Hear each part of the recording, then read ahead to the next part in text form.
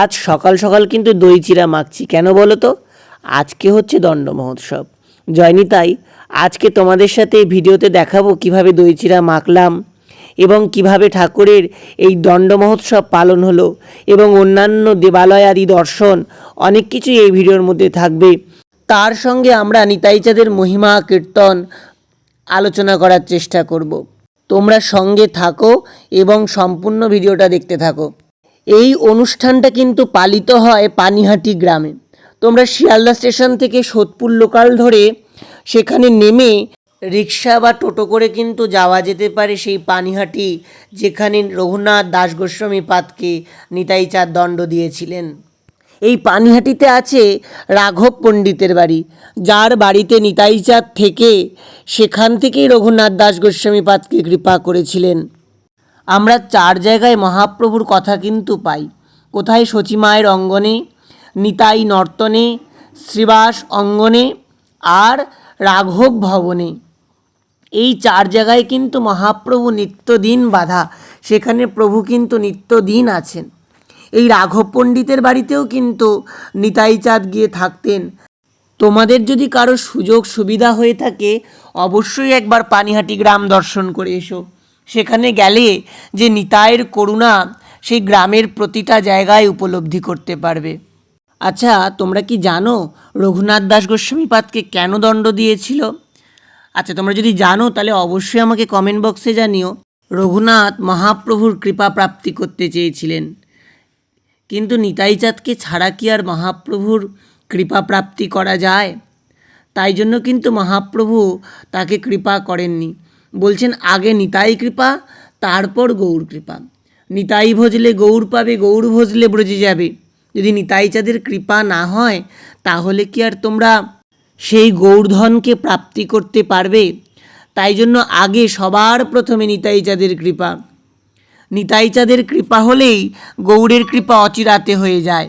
যেহেতু নিতাই চাঁদকে না জানিয়ে রঘুনাথ গেছিলেন মহাপ্রভুর কৃপা পেতে, তাই জন্য প্রভু কিন্তু তাকে দণ্ড দিয়েছিলেন, তাকে চোর বলে খ্যাত করেছিলেন।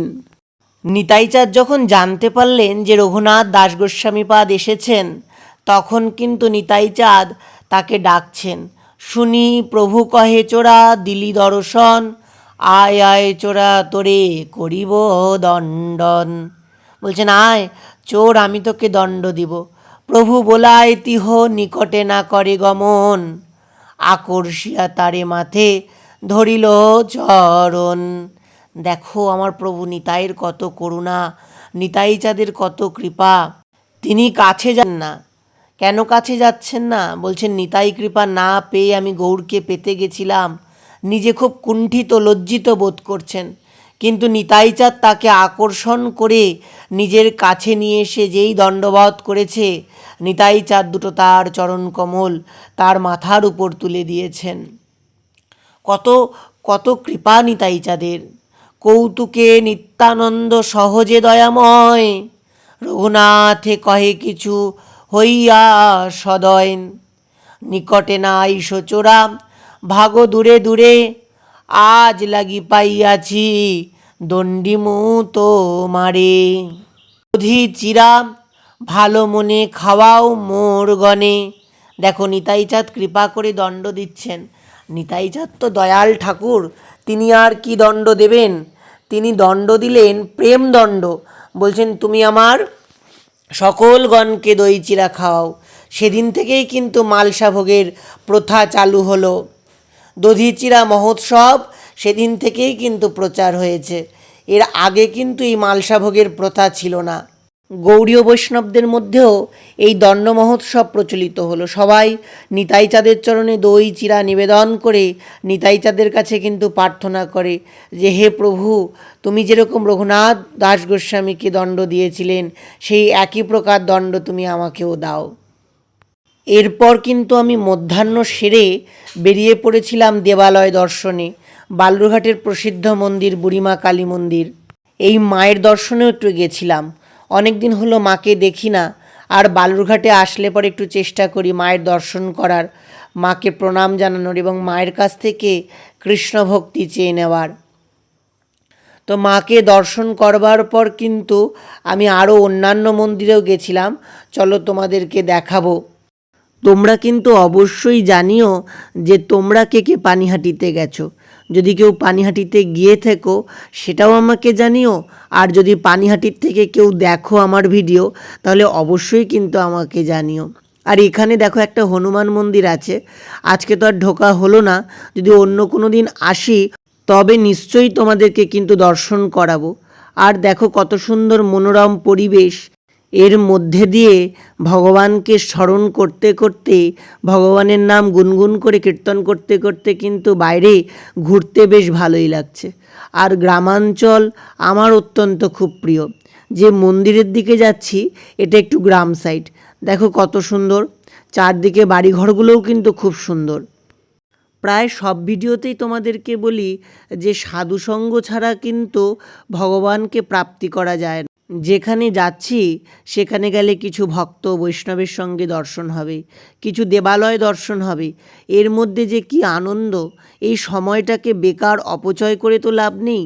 যে সময়টা নষ্ট হবে সেই সময়টা নাম করতে হবে, যে সময়টা বরবাদ হচ্ছে সেই সময়টায় সাধুসঙ্গ করতে হবে, সৎসঙ্গ করতে হবে, তবেই কিন্তু নিতাই চাঁদের করুণা পাওয়া যাবে। তো দেখো তোমাদের সাথে কথা বলতে বলতে কিন্তু প্রায় মন্দিরের কাছে চলে এসেছি। এখানে নিত্যলীলা প্রবিষ্ট প্রভুপাদ কৃষ্ণচন্দ্র গোস্বামীর একটি আশ্রম রয়েছে, নিতাই গৌর সেবা সংঘ। তো সবার প্রথমে কিন্তু সেই নিতাই গৌরকে দর্শন করব। তো চলো আমরা আগে নিতাই গৌরের দর্শন করি। এই যে মন্দিরটাতে চলে এসেছি, এই মন্দিরে কিন্তু বহুদিন ধরে এই পঞ্চতত্ত্ব বিগ্রহ এবং শ্রী রাধা মাধব বা রাধা ব্রজমোহনের বিগ্রহ প্রতিষ্ঠিত, সঙ্গে জগন্নাথ, বলভদ্র, সুভদ্রা মহারানীও রয়েছেন। দেখো কত সুন্দর লাগছে। এখানে কিছুক্ষণ সাধুসঙ্গ করবার পর গেছিলাম পাশে আরেকটি আশ্রম রয়েছে, সেটির নাম হচ্ছে হরিনাম প্রচার সংঘ, শশী মোহন দাস বাবাজি মহারাজের আশ্রম। দেখো সেখানকার নিতাই গৌরকে, কত সুন্দর করে নিতাই গৌর হাত পেতে দাঁড়িয়ে রয়েছেন যে ভক্তরা এসো তোমরা নাম করো। বাবাজি মহারাজের সেবিত যুগল জগন্নাথ কত সুন্দর করে রয়েছেন। তারপর দেখো সেই জগন্নাথের প্রসাদী মালাও কিন্তু আমাকে দিয়েছিলেন এবং তিনি আমাকে আদেশ করেছিলেন যে তুমি আজকে এসে আমার নিতাই গৌরের একটু আরতি করো। দেখো গুরু বৈষ্ণবের কত কৃপা আমাদের মতন অধমের প্রতি, তারা আমার মতন কলিহত জীবকে উপদেশ করে ভগবানের সেবা কার্যে নিযুক্ত করে। আজকে মনটা যে কি আনন্দ হচ্ছিল যে এই দণ্ড মহোৎসবের দিন, নিতাই চাঁদের করুণা প্রাপ্তির দিন, বৈষ্ণব আমাকে আজকে কৃপা করলেন, কৃপা করে নিতাই গৌরের সেবার অধিকার দিলেন। কত যে আনন্দ হচ্ছিল, সে নিতাই গৌরের আরতি করছিলাম আর দুনয়ন থেকে খালি জল পড়ছিল যে প্রভু তুমি কত সদয়, তুমি কত করুণাময়, তোমার মতন করুণাময় আর কেউ নেই।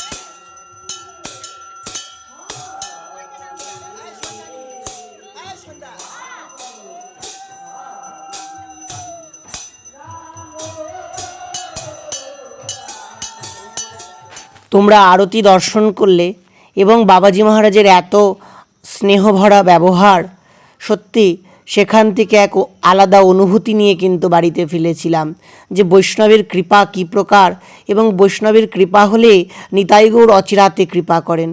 আর এইভাবেই কিন্তু আমার গোটা দিনটা কেটেছিল, গোটা দিনটা কিন্তু আমি এইভাবেই পার করেছিলাম।